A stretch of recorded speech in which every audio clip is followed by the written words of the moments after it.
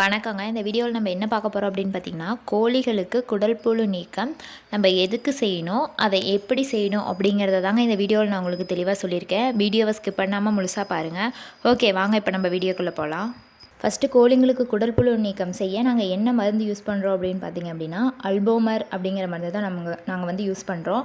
இது வந்து எல்லா மெடிக்கல்லையுமே கிடைக்கும். இதோட ரேட்டும் வந்து ரொம்ப கம்மி தான்.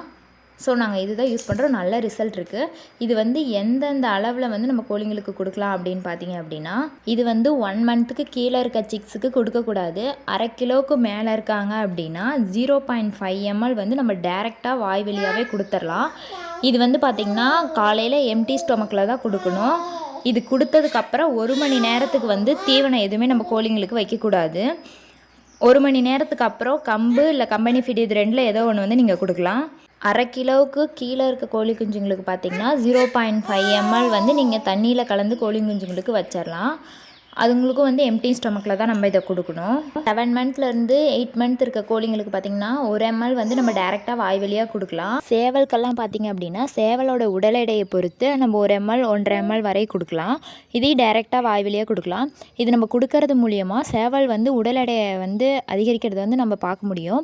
இது கொடுத்துட்டு நம்ம வந்து மார்னிங் ஆர் ஈவினிங் ஏதாவது ஒரு நேரம் வந்து தீவனம் வைக்கிறோம் அப்படின்னா நல்லா வந்து வெயிட் கெயின் இருக்கும்.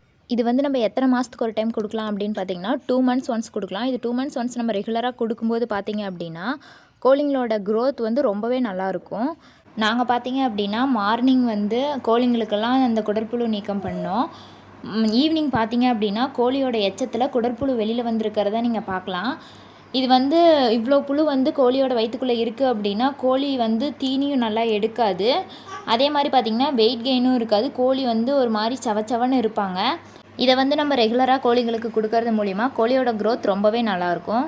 ஸோ இந்த மருந்து நம்ம தொடர்ந்து கொடுத்துட்டு வரது மூலிமா பார்த்திங்க அப்படின்னா கோழியோட நோய் எதிர்ப்பு சக்தி வந்து அதிகரிக்கும். கோழிகளோட க்ரோத்தும் ரொம்ப நல்லாயிருக்கும். ஸோ இது மாதிரி பயனுள்ள தகவலை தெரிஞ்சுக்க மறக்காமல் நம்ம சேனலை சப்ஸ்கிரைப் பண்ணிக்கோங்க. தேங்க்யூ.